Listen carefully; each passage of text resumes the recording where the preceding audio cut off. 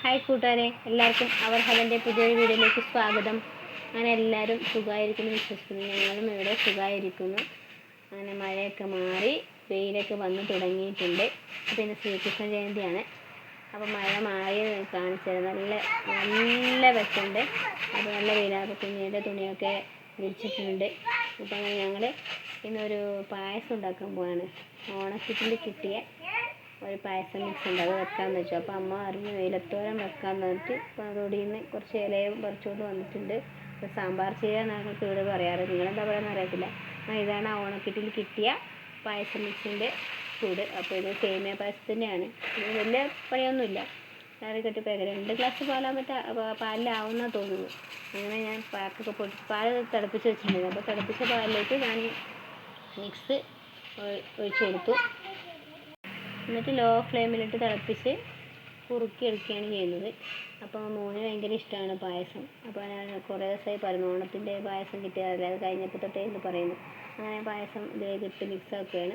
ഇതിൽ തന്നെ എല്ലാം ഉണ്ട്, പഞ്ചസാരയും കൊരട്ട, മുന്തിരി, ഏലത്തിരി അതെല്ലാം മിക്സ് ആയിട്ടുണ്ട്. നമ്മൾ ചെയ്യണ്ട, ഇപ്പോൾ ആരുടെ തിളപ്പിച്ച് വേവിച്ചെടുത്താൽ മതി. നല്ല ടേസ്റ്റാണ്. ഞങ്ങൾ ഇടയ്ക്കിടയ്ക്കൊക്കെ പായസം കുടിക്കണമെന്ന് തോന്നുമ്പോൾ പാക്കറ്റ് വാങ്ങിയിട്ട് ഇങ്ങനെയാണ് ചെയ്യാറ്. ഏട്ടനുണ്ടാകുന്ന നാട്ടിലുണ്ടാകുമ്പോൾ അങ്ങനെ ചെയ്യാറുണ്ടായിരുന്നത്. ഇപ്പോൾ തിളച്ച് വന്ന് അങ്ങനെ ചെയ്തുകൊണ്ടിരിക്കുകയാണ്. അപ്പോൾ ഞാൻ അമ്മയോട് എന്തോ പറയുകയാണ്. അപ്പോൾ അമ്മ അറിഞ്ഞ ടുട്ടൂനും കൂടി വീഡിയോയിൽ കാണിക്കാറ്. അപ്പോൾ ഞാൻ വേണ്ട, വെറുതെ സ്ട്രൈക്ക് കിട്ടും വീഡിയോക്ക്. കൊച്ചിനെ കാണിച്ചു കഴിഞ്ഞാൽ ചൈൽഡ് ലൈൻസ് ഇങ്ങനെയൊക്കെ പറഞ്ഞാൽ അതുകൊണ്ട് കാണിക്കാൻ പറ്റത്തില്ല. അപ്പോൾ അമ്മ കഷ്ടപ്പെട്ട് അരിയണം. കാരണം നമുക്ക് ആ കത്തി വെച്ചിട്ട് അരിയാൻ പറ്റില്ല. നമുക്ക് പലാക്കത്തി വെച്ചിട്ട് അരിയാൻ പറ്റുന്നു. ടീച്ച കത്തി കൊണ്ട് അരിയാൻ പറ്റത്തില്ല. അപ്പോൾ ഞാൻ അരിഞ്ഞ് തരാം, അത് ആക്കട്ടെ എന്ന് പറഞ്ഞിട്ട് അത് അമ്മയോട് പറയാം. അവർ വച്ചേക്ക് ഞാൻ ചെയ്തോളാം എന്നാണ് പറയുന്നത്. അപ്പോൾ അമ്മ വേണ്ട, നിങ്ങൾക്ക് കുഞ്ഞ് എഴുന്നേൽക്കുമ്പോഴത്തേനും പോകണ്ടേ, അപ്പോൾ ഞാൻ അതിനെ മെല്ലെ ചെയ്തോളാം എന്നൊക്കെ പറഞ്ഞ് ഞങ്ങൾ വർത്താനൊക്കെ പറഞ്ഞ് മെല്ലെ ചെയ്തുകൊണ്ടിരിക്കുകയാണ്.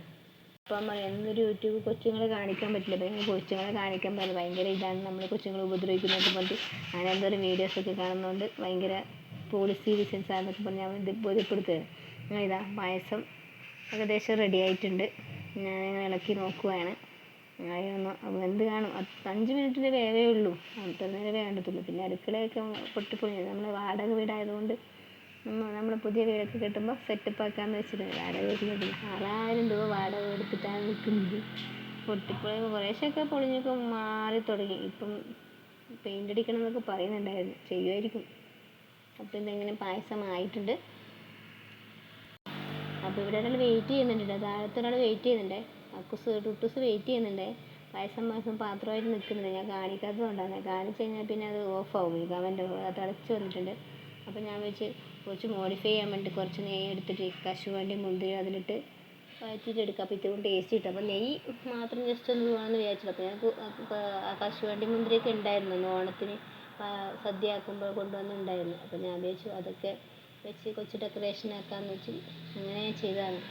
അപ്പം ഞാൻ രണ്ടും സെപ്പറേറ്റാണ് ആക്കില്ല, രണ്ടും ഒന്നിച്ചിട്ട് എനിക്ക് കരിഞ്ഞു പോകും.